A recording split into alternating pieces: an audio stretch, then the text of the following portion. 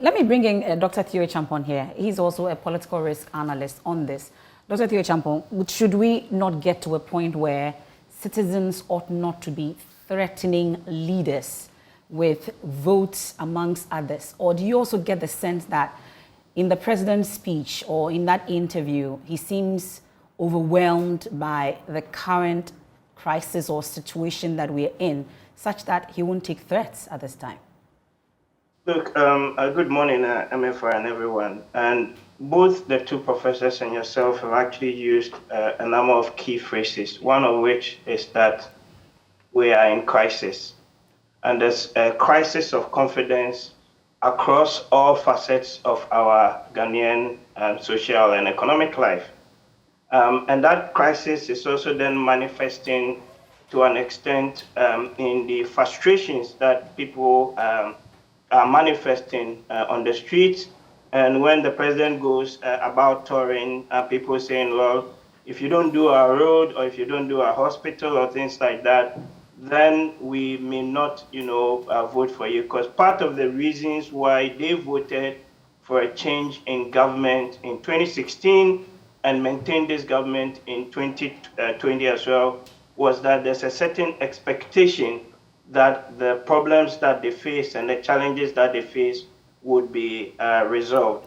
But where we are now with this major crisis of confidence that we have across our social and particularly in our economic life, which is manifesting in a rapidly depreciating currency, which is manifesting in high inflation, which is manifesting in high taxes, which is manifesting in high interest rates, but also above all, the fact that we're living beyond our means and have borrowed, pretty much excessively over the years with very little to show for, then you begin to see a lot of that frustration by citizens and wanting more from their elected representatives. What I expected the government or the president to have done for me was to have probably been a little bit more sober in terms of the response.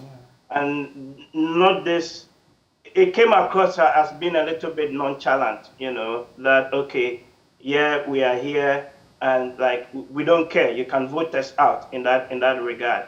But I think we've seen the president speak to us, particularly I recall during the COVID crisis, when he came to our homes and he spoke to us, and I wrote it down like Prof said, and spoke to us, fellow Ghanaians, this is what we're doing. I think we're at the time where the president must address the nation.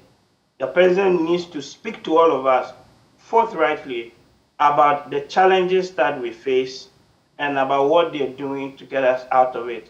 Because amidst all of this crisis, there's also some sort of information vacuum, or you may even call it a policy vacuum, where that is feeding to an extent into even some of the issues of what we're seeing with the exchange rate. And we need somebody to speak to us in a more sort of credible and tangible manner. Unfortunately, I don't think that it's the finance minister that can do it, because he's lost a bit of that sort of credibility within the markets and within the players, within the sort of financial ecosystem. And as far back as several weeks ago, I and several others have actually said that the finance minister must go. And not because we don't like the finance minister, but because some serious policy mistakes have been made. One, on e-levy.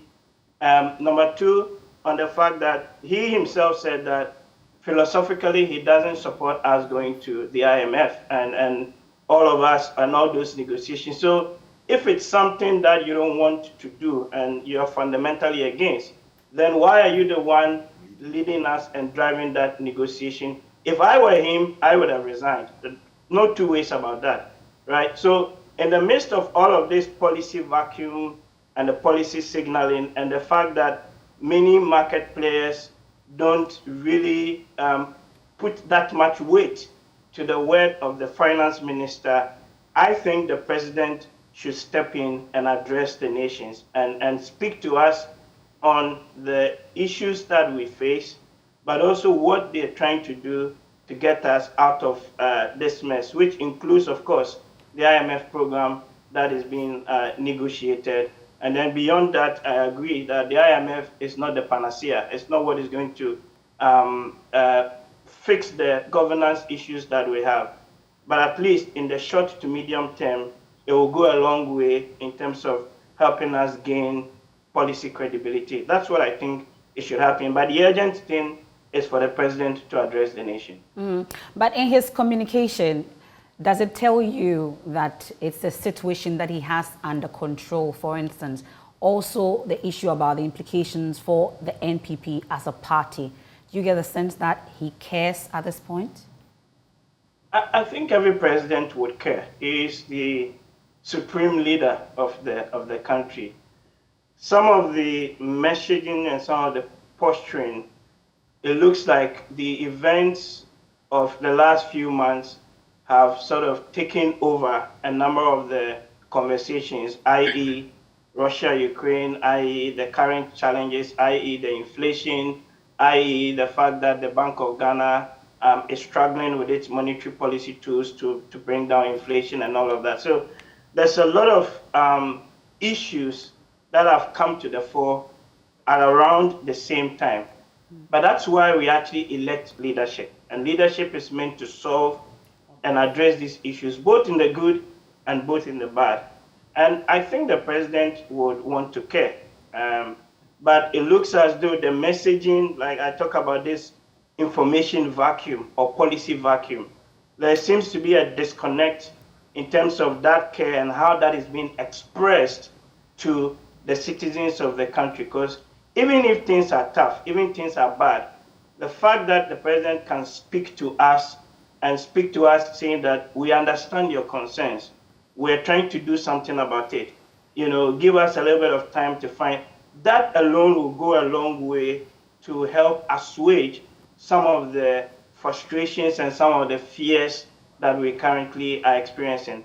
But if it comes across like we don't care, if it comes across like, it's a bit nonchalant in that regard, then unfortunately that politically can actually be quite, negative for the chances of the party.